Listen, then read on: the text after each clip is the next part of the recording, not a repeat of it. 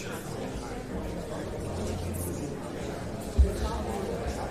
Carlos, so Jackie wants them both sit and watch the talking. So it's not going to be like no. She's coming walking up transition. So go ahead and put the mic on Jody. She speaks. you want to just do shotgun? If they speak in just sitting on the And you just take it from shotgun. yeah.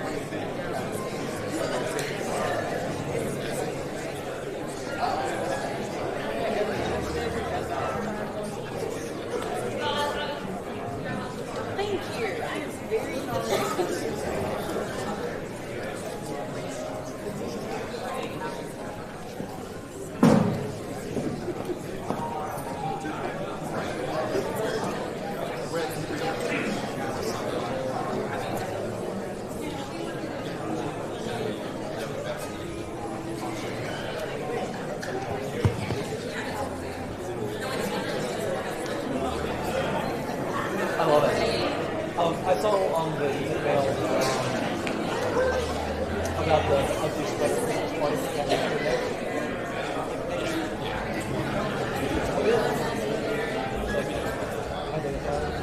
I'm very excited about that. I'm going to wear my Star Trek with this sweater. Yes. That's the one, man. I was trying to think, so I've got a Star Trek one, I've got a Star Wars one. I feel like I got another one.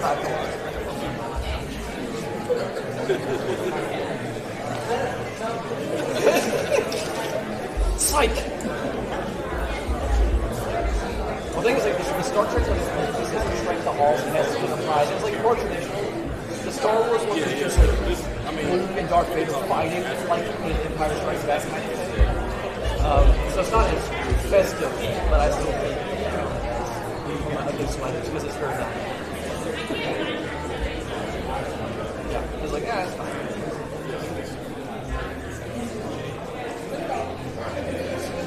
They're going to sit down. Jackie just went to grab coffee. As soon as she gets up to the podium, we can go. Okay, so is she going to use the mic? The mic? Yes. Okay, perfect. If that's That's all. okay. All right, perfect.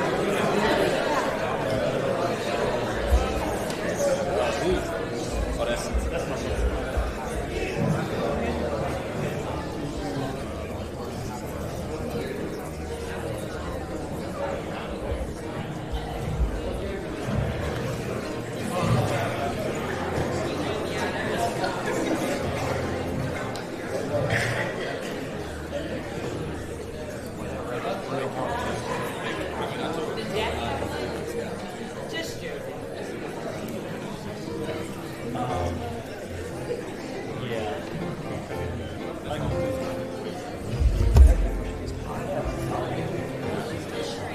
I didn't actually.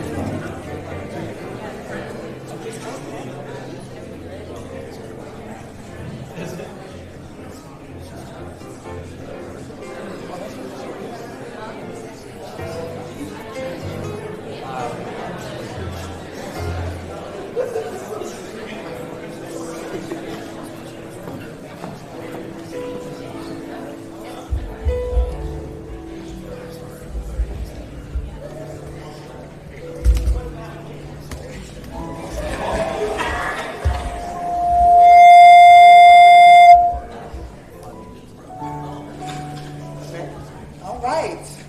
Good morning, everyone. Happy holidays.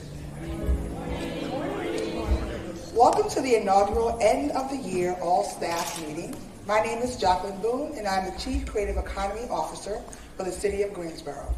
Welcome to the Greensboro Cultural Center, home to 17 cultural, nonprofit arts and cultural institutions, including 4 public galleries and public performance venue spaces. You are in the Van Dyke Theater space right now. Creative Greensboro is the city's Office for Arts and Culture, and is housed on the first floor of this building. Through a range of programs, services, and partnerships, we support the development of a vibrant city. Creative Greensboro is excited to have the city's end-of-year all-staff meeting in our home. We bring good tidings as we close out what has been a historic year for the city of Greensboro. With over $8 billion in economic developments announced, the successful implementation of a Palais shelter, and the city organization being announced as a family-first employer, let's look back at the highlights of 2023 for Greensboro City employees.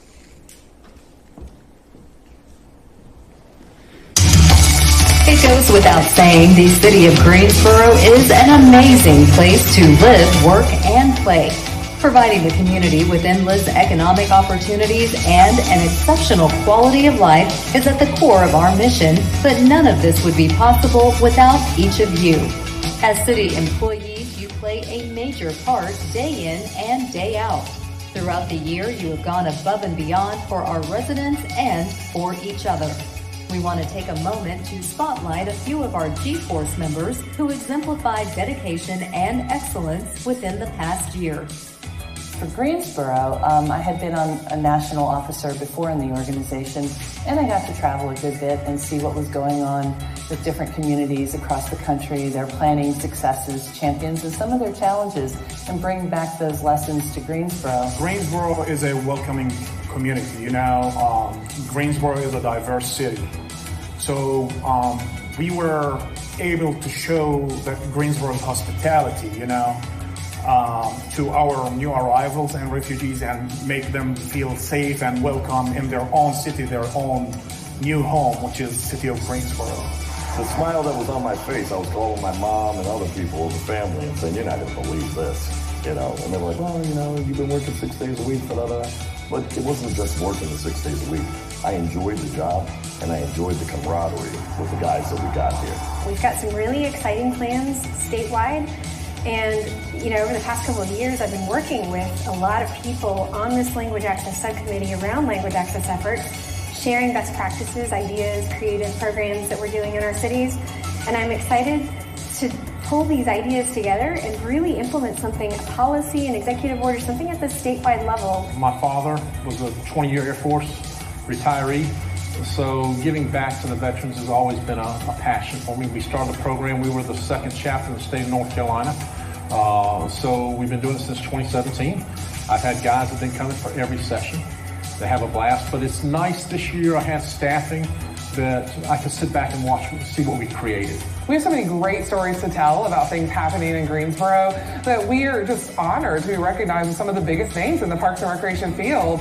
We were number 9 in overall engagement for social media, and then number 5 on the Facebook list. It was such a huge honor for us as a team to pull that list up and see our names there and see that what we're doing really does have an impact on our community and our residents. We did what anybody else would do, seeing somebody laying there. Even if nothing went wrong with him, I still would have stopped and check it out, It's just been a fake on us, but it would have been a good fake, because I'm not going to just let anybody would just lay in the middle of no street. I couldn't do this without the full support of the city manager and the council and my staff. And so it's a great opportunity, and I am grateful to them for their support and as I move forward with this piece of my career. I would like to thank the 25 city employees that were giving their time to put together, collect, and sort the bags and give them away during that event. The majority of the things I got done, I couldn't have done it without the city employees that we have here. So, right off the bat. I'm excited to work with this particular team of people to really implement executive orders, policies at the statewide level, something I'm really passionate about. It's rewarding, very humbling to receive the award and be nominated and selected by your peers. I wouldn't change anything I've done. It's just a really great honor for us as a team to have been recognized for the work that we're doing to really tell our story as a Parks and Recreation Department here in Greensboro and share what not only our staff is doing, but what our residents are doing to make our system a really vibrant system here in Greensboro. We didn't do nothing that anybody else shouldn't have done. Right. Any worker here would have done. I think every worker would have done the same thing we've done too also. Just that we happen to be in the right place at the right time. Having such a dedicated team will help us to achieve becoming the most desirable mid-sized city in the United States. Thank you for making a positive contribution to the numerous accomplishments we achieved together this year. Here's to many more to come.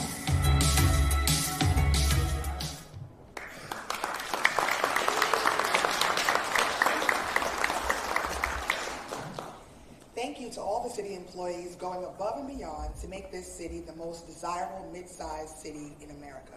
It is evident that our organization strives to be a community with endless economic opportunities and an exceptional quality of life. Now I'd like to introduce you to our talent for today's meeting. As you heard in the video, Jody Stanley was recently named as the Vice Chair of the North Carolina Governor's Advisory Council on Hispanic and Latino Affairs. Originally from Bolivia, Jody joined the city as a call center representative in 2006 and now serves as the city's first international support and language access coordinator in the city's, in the Human Rights Department.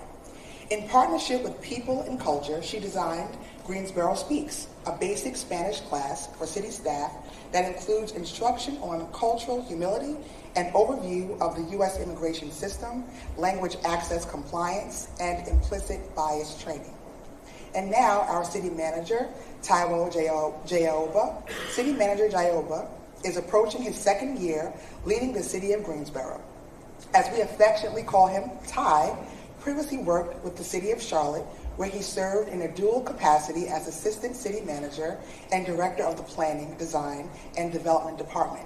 Currently, he sits on the board of MPACT, an organization that envisions America's cities and regions transformed into livable places, healthy, economically vibrant, socially equitable, and environmentally sustainable. Take it away, Jody and Ty. Thank you. So I don't think we've done this before, but I know as an employee of the city, I'm really thankful for this opportunity to sit down with our city manager, our highest leader here at the city, and just hear a little bit about his vision. So thank you, Ty, for this opportunity. Thank you. I remember about 2 years ago, I got a text from my friend that worked with you in the city of Charlotte. And in a very short text, he expressed a lot of deep emotion, regret for the city of Charlotte's loss. And he said, and I quote, "Greensboro is getting the best in Ty." He let me know. That's how I found out that you were coming. But I want to know, we stole you from the city of Charlotte, right? So go Greensboro. But why Greensboro? Why did you choose to come and work for us as an organization? Great, thank you. First of all, can we give it up for Jody? Congratulations again. Appreciate that. So this guy, our mutual friend, is Federico, who was a colleague who became a friend, and then, of course, introduced me to Jody some time back. I think, who has the best ugly sweater in this place? I think it's Trey. Trey. Okay, now this is typically not in my closet. They made me do this. So thanks to April for that. But the journey to Greensboro actually started in 2013, Jody. I think I was working in Atlanta as a consultant, but I had a project in the Triad.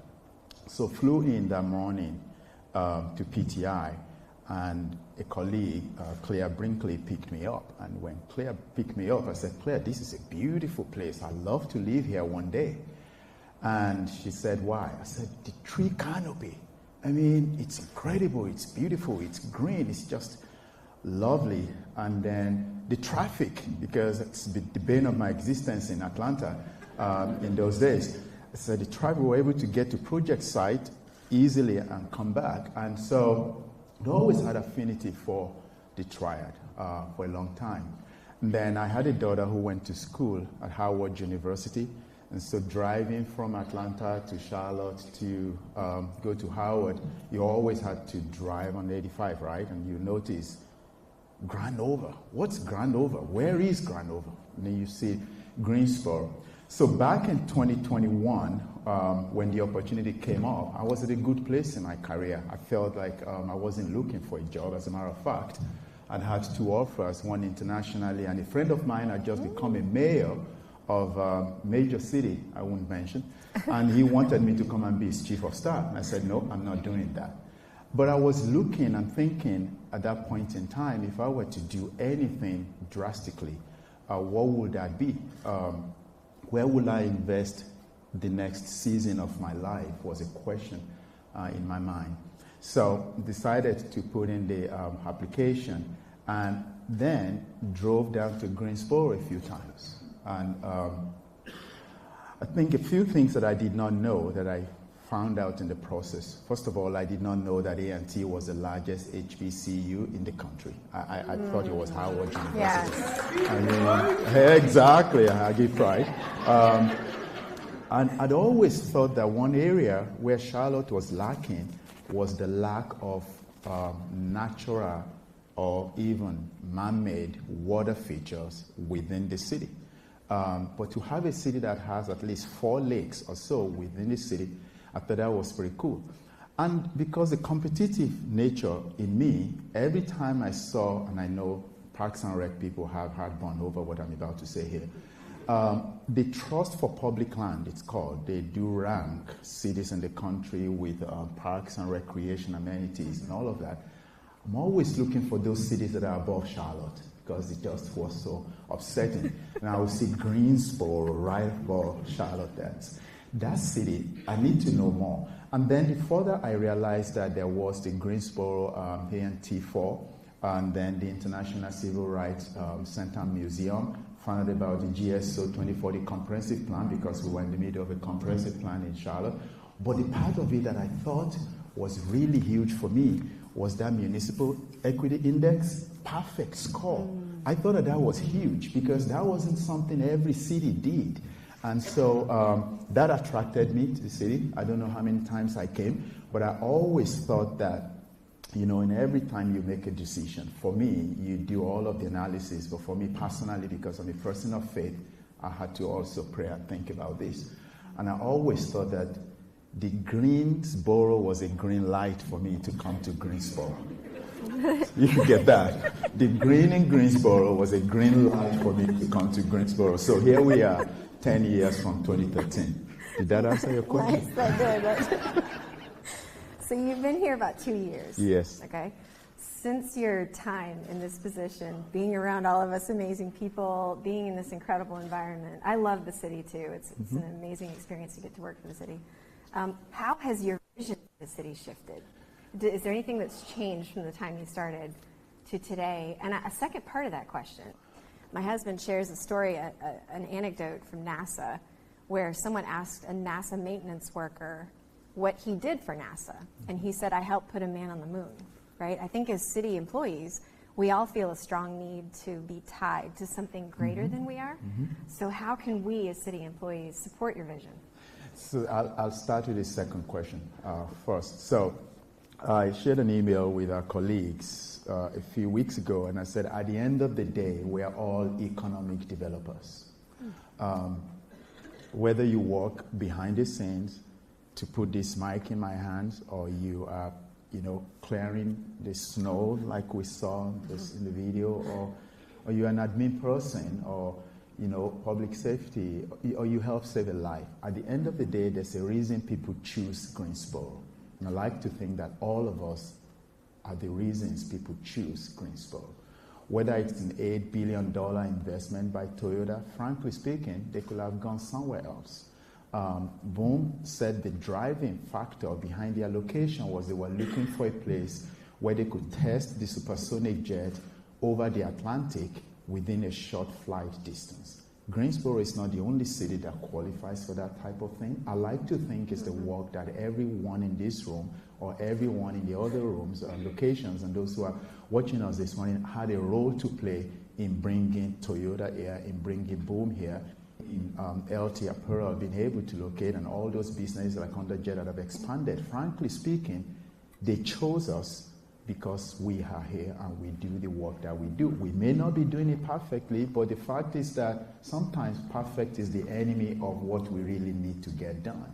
But we do this work every single day. And I tell you this, I was in Phoenix, Arizona a few weeks ago, and I was sitting in the audience. There were about 6 or 7 different CEOs of different cities and organizations that were talking. And I introduced myself, and someone had Greensboro, and they came over to me, showed me on their email the conversation they've been having with some colleagues internationally. And the title of the subject of that email was, "Did you hear about the expansion in Greensboro?" And it was just after Toyota had announced another $8 billion and 5,000 jobs. So I believe in the promise that this city holds. And I believe that all of us are a reason why people choose to be here. So at the end of the day, we're all economic developers. Everything that we do retains talent or brings talent. I'm not sure that my vision has shifted that much. I'll think that coming into this organization, like I would, frankly, any organization, is that you have to have 2-pronged visions. One is the vision you have for the organization you're leading. And I started right off the bat, I would like us to be an employer of choice. Not because of the people coming, but because of the people who are here. Our employees have to always be top of mind every single time. And so we have to be an employer of choice. Regardless of the department or office that you work, people should want to be here because of you. Think about it this way. 301,000 people in Greensboro, 3,300 employees. I like to think that every 10 people I run into in this city, 1 out of every 10 people work for the city of Greensboro. That's huge. And so if I have to represent this city very well so that others can choose to be here, then I'm part of what the city is doing. The second part of that vision is what the comprehensive plan actually pushed, the narrative. There are 20,000 towns and cities in the United States, well, almost 20,000. 10 of those have a population of 1 million or more. That's your New York, that's your Boston. We call them top-tier cities. 310, I think it's 310 of those cities have a population of 100,000 people or more. Guess where Greensboro is on that scale? 69. We're not a small town. 69 out of 310 cities. And the comprehensive plan did a really good job by saying we're going to be the best mid-sized city in the United States. Being most desirable means we're trying to be the best version of ourselves. So it's not about comparing ourselves with Raleigh or Nashville or Charlotte and all of those places, but who do we want to be when we finally fulfill our potentials and our promises? And I feel that that's really, if anything has shifted at all, it is that every single day when I interact with our staff and I interact with our leadership team, it's always about how do we become the best version of ourselves as a city? How am I representing the city? The other day I went to the library to borrow books. And frankly speaking, you know, I just walked into the place with my hat on. I wasn't dressed like a manager. As a matter of fact, it was after church. So I don't dress like this on weekends. So it was after church. I just drove to the library. I wanted to get some books. And as the gentleman was taking my thing, he said, "You hold 3 books that are outstanding." Seriously? I mean, that was kind of embarrassing, right? So I quickly said, "It's not me, it's one of my kids." You know, and he said, "I also see that you're the city manager." Representation matters, you know. So I said, "I'm sure I borrowed those books for my kids, whatever that may be." But what am I saying? How we present our city at every point in time matters. It allows people to choose to be here.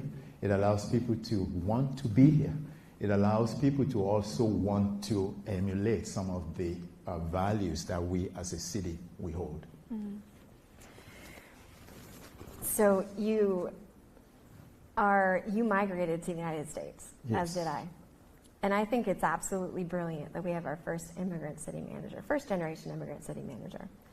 You also came to Greensboro with years and years of transportation and planning experience at the national and the international level. Mm-hmm. How does all of that inform the way that you lead the city? Yeah, really interesting question. So I have to first of all say I appreciate the United States of America, and I'm not saying that because you're here, but because I won't be here today if not for what this country has given me as an immigrant. We're not a perfect nation. We have our issues, but no nation is. And I really think that I've lived in a couple other countries, and first of all, becoming a citizen is never easy in other countries. And even when you do, you're never really truly fully embraced, and to even be able to get to the top of your career. I think America has given me everything professionally, and for that I'm very thankful and very grateful. Let me tell you a funny story about me being an immigrant. My ex-wife at that time had asked me to go to the store and get her nails. All right, she said to go get nails. Now, I assumed that she was talking about going to Home Depot to get nails, not a salon. So I went to Home Depot and I bought nails, and I came home. I said, here are the nails. And she said, what are these? What am I supposed to use them for? You know, and so it's very interesting how your culture, your cultural bent, and the things that you have coming from other places affect the way you see things and the way you act and where you go and the people you hang out with. As an immigrant, I've lived in England, I've lived in Botswana, traveled extensively in South Africa. As a matter of fact, I speak a South African language. I feel like being here has given me a sense of empathy for other people. That's also why I have zero tolerance for disrespect of other people's cultures, and for disrespect of other people's, choices. I feel like, I've been embraced and I can embrace others. Have I felt discrimination? Absolutely, yes. I've had people tell me to go back to my country. I've had people say the worst things at all, completely.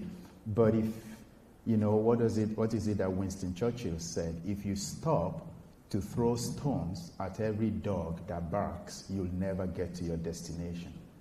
And so there are moments you just have to ignore certain things because you're on your way somewhere, and you just have to keep going. I feel like, I think I read a statistic somewhere that the cities and the towns that have the best transit system or public transit system also are the cities that have the highest concentration of immigrants. Because immigrants are used to public transit, they're also used to density. In certain places, immigrants are used to overcrowding. Now, overcrowding and density are not the same thing. We're often afraid of overcrowding, but we use the word density to substitute for it. I feel like as an immigrant, I've lived in apartments, I've lived in townhomes, I've lived in duplexes, I've lived in one-bedroom homes. Now I live in a larger sized house that's close enough to some duplexes. I feel like embracing public transit, which I actually take even here now, is not strange to me. I also believe that our younger generation, they probably are more exposed to some of these trendy things that we are. And if we don't change our approach to things like density and multi-mobility, when we get there in the future, we might lose them completely, because they're choosing not to buy vehicles. They're also choosing to live small. They're choosing to have a smaller footprint of homes, and they're not even increasing. We define household as a family of 4. Younger generations are defining it as a family of 1 or as a family of 3. So we're going to have to redefine how we do all those things. But as an immigrant, those things are easy for me to deal with. I grew up in a 2-car home, but my parents, though, never felt confident enough to give me and my brother their car keys, right? So we had to depend on public transportation. And public transportation was not only a bus, it also meant a motorbike. It also meant a bicycle. And so, you're exposed to these things. Nice. Yeah, I'm not going to give my kids the keys to my car either. Well, that's not, no. I have done that. And I think I've lost a few mirrors, let's just say. So about a year ago, City Council adopted 7 priorities. I like the priorities because I feel like they're usefully specific. They are safest city, most skilled workforce, youth sports capital, which I think is a really cool one, easiest place to do business, most connected city, hub of recreation and entertainment, abundance of attainable housing. So what are your top 3 priorities going into 2024? I struggle with that because I want to do everything. I mean, those are great priorities, but I always think that there are 3, if you choose 3 priorities, they're easy to remember. So, like I said earlier, our employees are our best and greatest resource. And so that will always be our top priority as a city. And I believe that that's not going to change in 2024. I think that, making sure that employees are fulfilled, because you can only fulfill those priorities when you have fulfilled employees, right? So I don't necessarily think that happiness and fulfillment are the same thing. I always say that if you want happiness, you go to Disneyland or Disney World. But if you want fulfillment, you go to your purpose. Yeah. So I want a place where employees wake up every day and feel that they're fulfilling purpose. And when they fulfill purpose, they fulfill priorities. And then number 2, I also believe that our down payment assistance program, home buyers program, I've been having this conversation with Assistant City Manager National Craig. Right now, we commit $1 million towards that, and the goal is that we will have about 100 homeowners, including city employees, who may be eligible to purchase home in about 8 different reinvestment areas, underserved areas. Okay, so 5? Okay, all right. See, my numbers are screwed sometimes. The goal, though, if I were to see the future, is that in 2024, I'd like to take that $1 million to more than $5 million and give more than 100 people the ability to purchase homes, to own homes, by giving them more down payment assistance. We'll be talking more about that with council in fulfillment of the abundance of attainable homes goal. Then number 3 is we had some legislative wins this year. Probably the largest in our history as a city. I'd like to continue to push that forward, and that's a conversation that I've been having with our manager of intergovernmental relations, is how can we focus future legislative wins to address our growth, especially in public safety and infrastructure. When I say infrastructure, that will be your water, your sewer, supporting our fire department, providing fire stations, fire facilities in area of growth, and also making sure that we are employing technology to address public safety needs. So I like to be able to achieve those 3 things, if anything at all: employees first, home buyers program second, additional legislative wins in 2024. I love it. So speaking of employees, and you said earlier that you want the city of Greensboro to become an employer of choice. Yes. I feel like you've really focused on compensation over the past couple of years that you've been here. Because cash is king. Cash is king. and scene. That's it. Like, that's all we need here, right? But no, and merit and step increases are going to show up on this week's pay, right? Yeah. And the crowd goes wild. That's right. That's right. Yeah. Applause, applause. So do you have some other initiatives? You're talking about fulfillment. Of course, compensation is a part of that, right? It is. Are there any other initiatives you want to share with us to enhance the G-Team experience? So, you all know I have a blended family, so I have a lot of kids. Never make a mistake of giving gift that has no monetary value to your kids, because they will tell you. One of them told me, ever since the Greeks founded the old notion of a silver, everything you give me must come with money. I mean, that's pretty much the kids that I raise.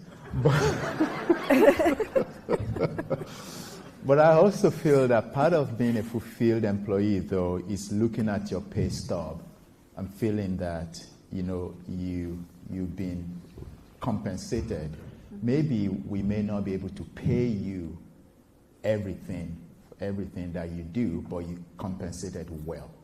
That was the focus. And it wasn't just me. This involved conversations with your department heads and the executive leadership as to how do we get there. And so we were able to increase police salary, the starting pay this year to $55. And I believe that minimum wage goes up to $18.47 or 97 cents or something like that. And that's what we've been able to do, and I'm thankful that you're getting that as we get closer to the holidays. You're going to see that reflected in your paycheck. Next year, we're going to increase officers' salary in April 2024 to $57,000 starting. And then we're also going to increase minimum wage to nearly $20 an hour in December of 2024. Having said cash is king, I also know there are some other things that have cash values, but you don't see them in your paycheck. This year, I think we had about 50 employees took advantage of the tuition assistance program, not reimbursement, but tuition assistance program. I'm hopeful that we double that number in 2024. I'm also exploring right now opportunities not just to recognize people on the screen, but also to recognize people by giving them something of worth. So when we do our end of year review next year, we'll be able to give people something. So I'm working with Chief of Diversity, Equity, and Inclusion right now on what that recognition looks like. It's not enough to recognize people who have spent 5 years, 10 years, 15, 20, or even 50 years. We should also be able to recognize those who have not achieved those milestones, but have also done things that are innovative. People who save lives. We shouldn't wait until 2 months from now to recognize them.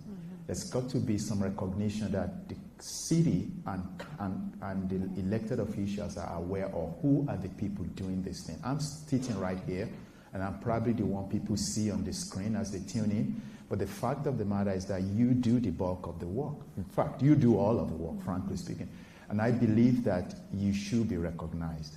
And so we're working through a lot of programs, and I think we'll be unveiling them from spring. I've been cautioned not to say them specifically because we're still kind of fine-tuning them and working through them. So I may say something right now, and it may actually turn out to be even much better. But I will tell you that one of the things I said is this: World Cup is coming to Atlanta in like 2025. I'd like to send somebody to go watch the World Cup. I'd like to be able to send somebody to go watch the Super Bowl, but those are in my dreams, right? And it depends on which team is playing in the Super Bowl. So these are things I like to do for employees. Employees should feel they're fulfilled. They should be happy to wake up and come here regardless of what they do. And I think part of that process is being able to bubble these important things to the surface and let others know what you're doing. All right, so we're going to take a quick detour here, commercial break. You've talked about being competitive, and you also brought up sports. Can you tell us about your experience playing with the Refugee Day soccer game?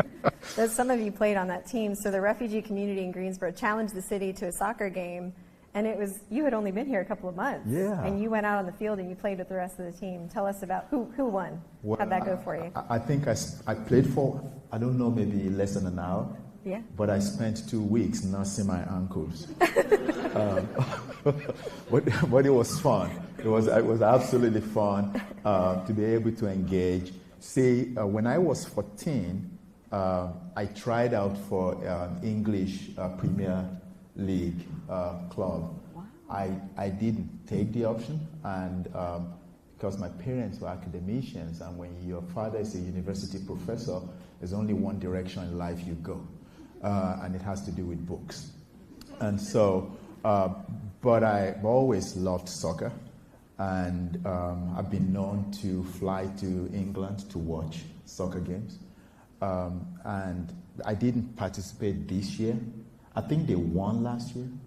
Or maybe we won last year, they won this year. I don't remember. Somebody won. We've always lost. We always win. All right, we always win. We're winners in our hearts, yeah. In our hearts, we're winners.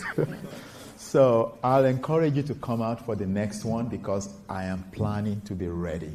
Woo! All right, okay. I'm excited.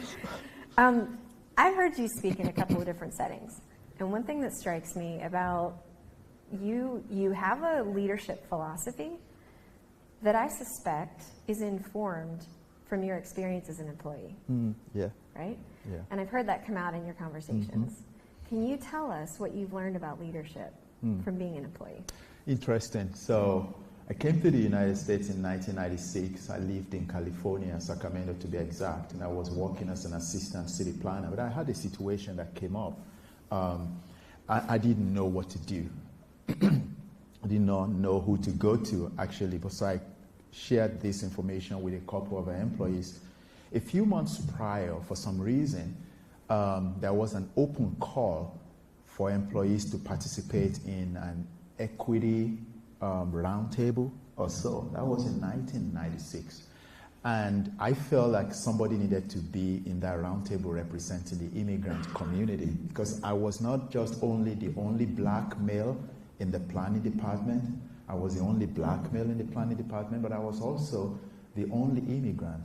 And so I felt that being able to volunteer to be in that group would be able to speak, not only for people of color, but also the immigrant community.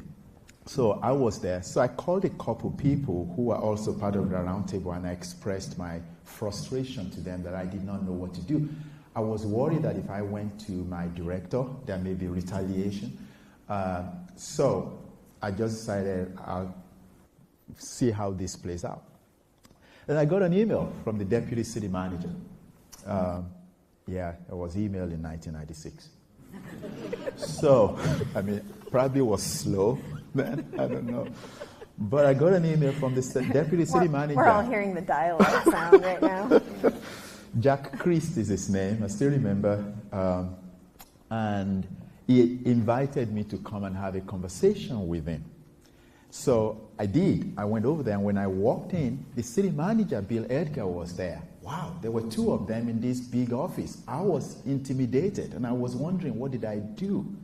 Did I tell somebody my situation, and then they reported me? I didn't know what to do, but the two of them reassured me. They told me, you have done nothing wrong. We heard about what's going on, and we just wanted to talk with you through it. And so I don't know, but a few weeks later, the situation resolved itself. I don't know if they spoke to the department head or what happened, but the situation resolved itself, and I thought that was very helpful.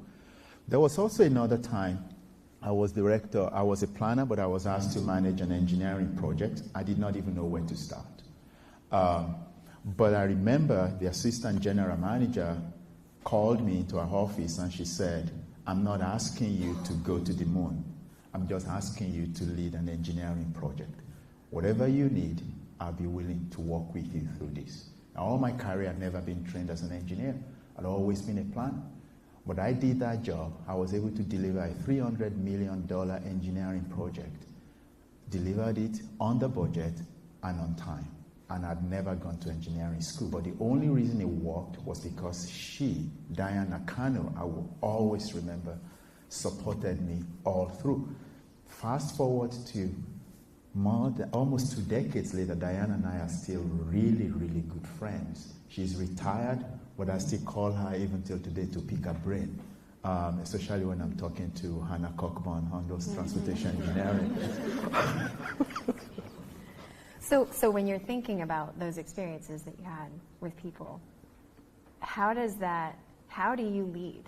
What are the values that you took from that, the lessons? Because one thing I know about you is that you believe that it's important to be accessible. Yeah. And that's one thing with you, Ty. I feel like we've all had access to you and had personal conversations with you, or most of us. I just always felt that you can't lead from the second floor. You have to go out there. I mean, we've had breakfast. Was it brunch we had together? Brunch, yeah. With you and your husband. I just like to talk to people. I can't fix every problem, but I just get to know your story and maybe share some of mine. And maybe there's a way that can help. And so I've been known to ask a couple people, let's go to lunch or let's have coffee. And I always just worry that your director, your office manager may be a little worried about that. So I will typically let them know that we met, but I don't have to share information with them if it's confidential. But I love it. I like to come out and just hang out. And so if I ever knock on your office door, it's not because you've done anything wrong. It's just because I'm wandering around looking for where to go and talk to someone. And so I just want to be out there, away from the second floor sometimes, and just get to talk to people. Yeah. And another observation I've made about your leadership is that you fully trust the people you've hired to do the job. It's important because I can't do your job. Mm-hmm. I mean, at the end of the day, if I do your job, then I get a right to ask to be paid for it. So you got to do your job, right? Because you're the subject matter expert. And, we've been trained to do what we do. You do your job better than I can do, but I may be able to know a little bit and pieces of what you do, but I can't speak to it as effectively and as efficiently as you do. And so there are people who say to me, with all due respect, you're wrong, Mr. Manager. I think we got to do it this way. I think I suggested something to Nasha yesterday, and she texted me back, and she said that was a bad idea. She said, I think we should do it this way. And great, let's do it your way. But it's fun to just being able to have that dialogue with people and respecting where they're coming from and understanding that you are closer to the situation than I am.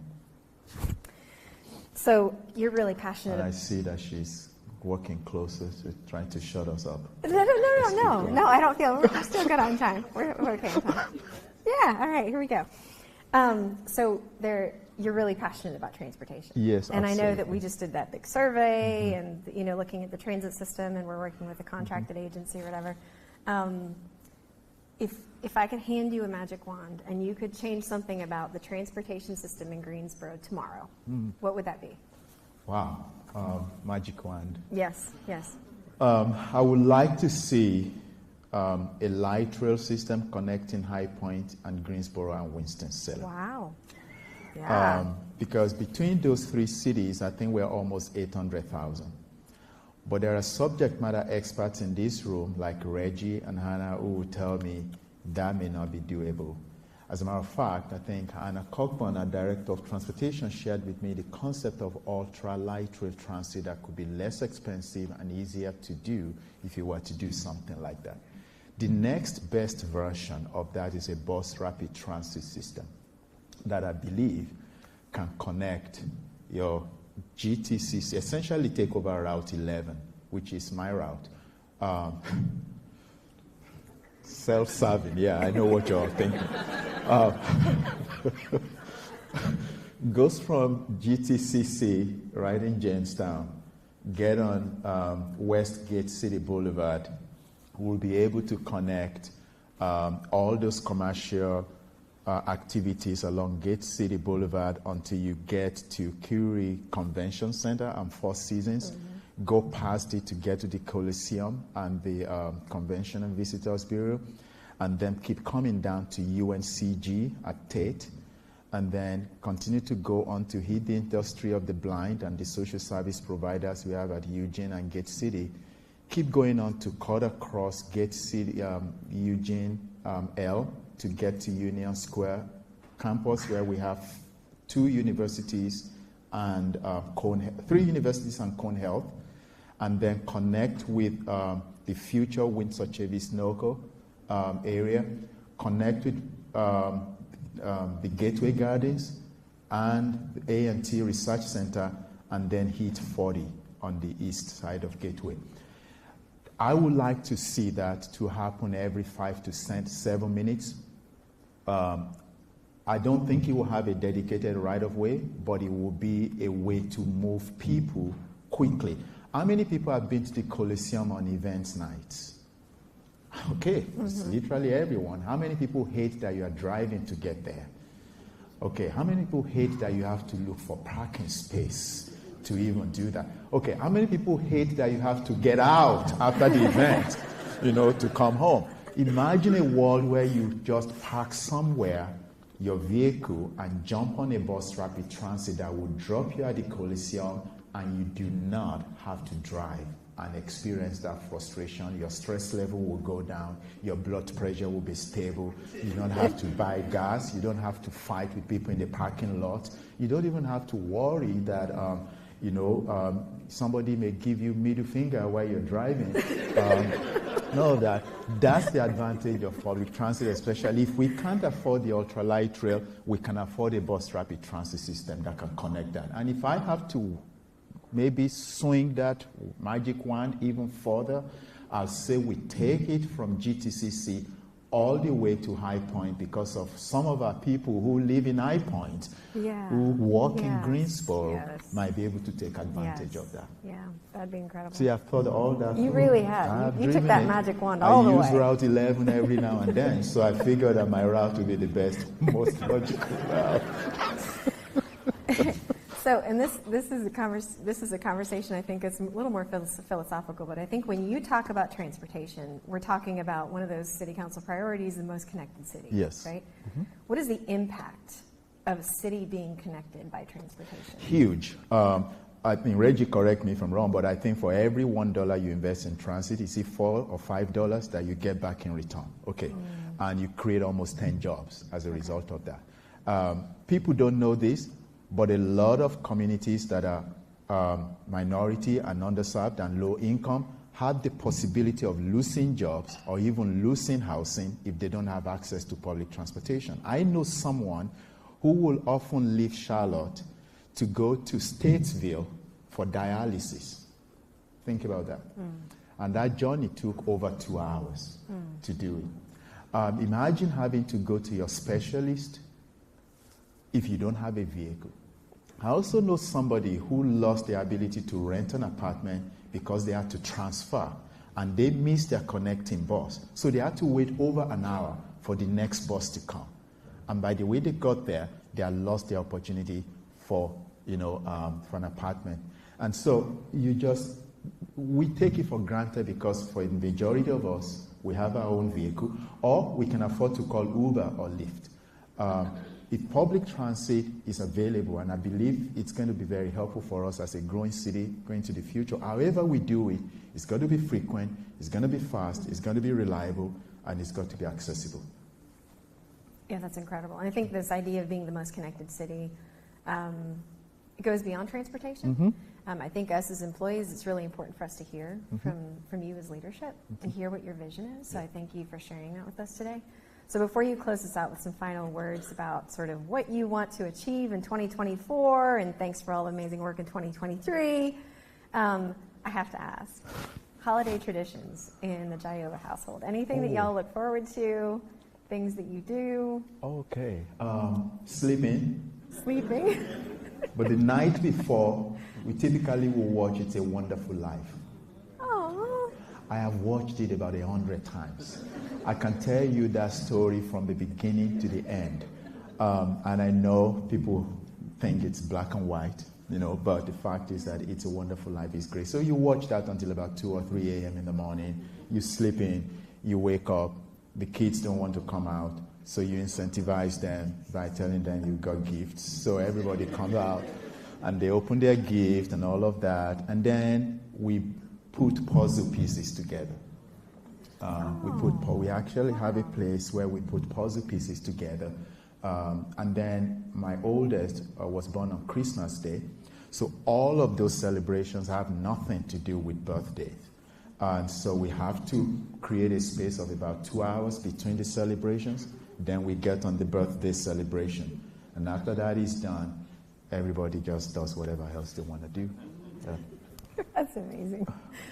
I like the puzzle piece idea. Oh, it's great. That's really great. And you do that together as a family. We do that together. How many kids do you have? So we got 7 daughters. That's why I have no hair. And the other day, if you notice, when we were celebrating the City Academy graduates, one of the graduates, when I shook hands with her, she leaned over to me to whisper something in my ear. So let me tell you what she was telling me. She told me how much salary I make as an employee. And it's a joke between the two of us because my salary doesn't really matter. I have 7 daughters. I mean, just think about that. Divide my salary by 7. And One of them told me in church one day, the pastor said the median cost of a wedding is $25,000, and she leaned over to me and said, "Did you hear that, Dad?" And I said, "Yes, I did, but you don't have to go that high." And she said to me, "Dad, that's a cheap wedding at $25,000." It's true. And so I'll tell you that everybody does their own thing, and they're wonderful kids as well. But the fact is that I walked into budget and evaluation yesterday, and I noticed that they have these huge puzzle pieces they are all trying to put together. Yeah. And now I found my next happy place.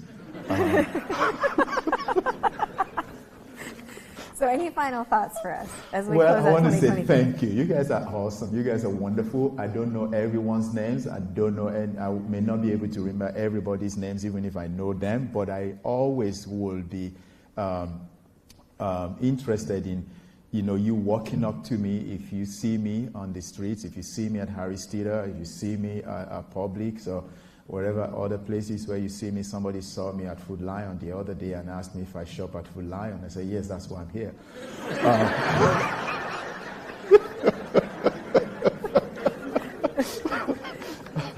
Feel free to walk over to me and just, but just don't ask me to buy something for you. But at the end of the day, though, I really would like to know if you work for the city. I like to, ask questions and things that maybe we do that you just have questions about. Please feel free to do that. I appreciate everything that you do. The holidays are here, and I will encourage, I haven't said this to them, but I'm meeting with them this afternoon, but I will encourage all our senior leaders, directors and managers, that as the holidays come, please try to be flexible with the schedule for our employees. If it's possible for them to work hybrid during this holiday period to be with their families, people are hurting. People have issues and challenges that they may not want to tell you. Please be flexible during these holidays, considering also that the first council meeting in the year is January 2nd. Too close to January 1st. And so please be flexible with your employees and just, let people have a great holiday and enjoy it. And thank you so much for being here and thank you for participating. We appreciate the opportunity. I appreciate the opportunity to be a team member with you. And happy holidays and Merry Christmas. Thank you, Ty. Thank you.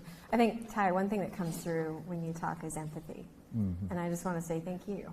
Thank you for the empathy that you bring to your work. Thank you for the care that you have for the City of Greensboro as an organization. Those of us that work here, we love it. And I'm really thrilled that we have a leader now who loves it as much as we do. Thank you. Thank you for the care that you've shown to us as city employees. That comes through in the decisions that you've made and the way that you relate to us. Your care for us as employees shows. So I really appreciate you as a leader. Thank you. Now, I didn't pay her to say all those good things. Checks in the mail. But I might consider that. No, and I'm excited to see everything that you're dreaming about, your vision, come to fruition. I think. Thank you, Jody. Appreciate that.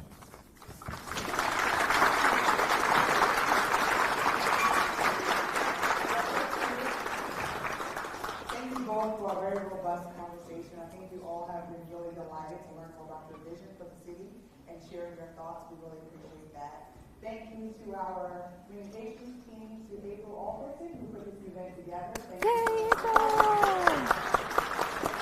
Also to our Creative Greensboro team and staff and our Park and Rec staff and communications team. But most importantly, to all of you, thank you again for your hard work, and we hope you have a wonderful rest of the holiday season. So please stick around. I think April has some words. All right, thank you all. Okay, it's ice cream, so there are actually to-go boxes outside. If anybody wants to take any treats back, if someone wasn't able to attend, please pack those up and bring them back to you. Does anybody have a birthday on December 25th by any chance? 24th? All right, has anybody been here for 50 years? Whoa. Out there. 40? In between 35 and 40. Raise your hand. All right. Woo! Wow.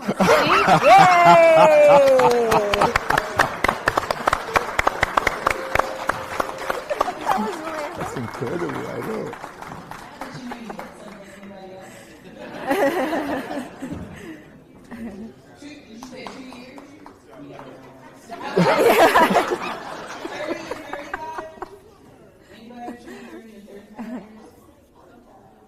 All right, Mike, you get one too. Yay, Thank Mike. y'all. Woo.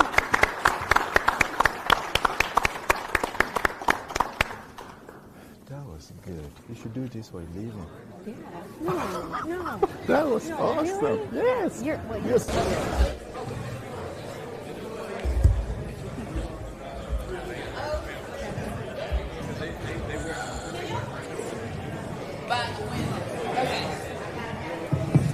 Really quick too, when you exit the parking garage, go by the window, not the far lane, and you'll get out free of charge. Thank you, Walter. And Hannah. And Stephen.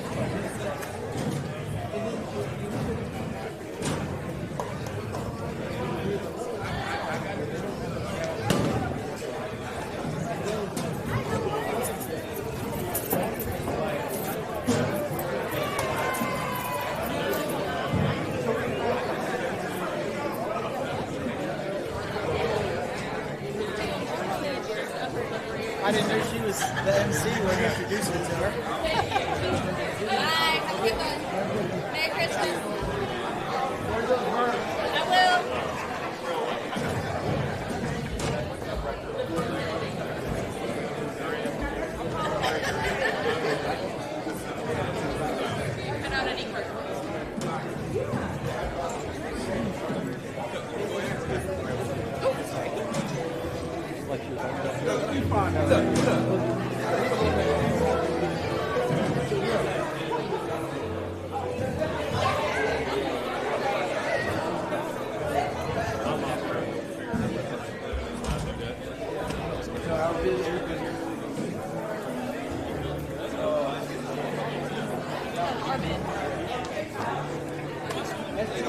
Don't ask Chuck any questions.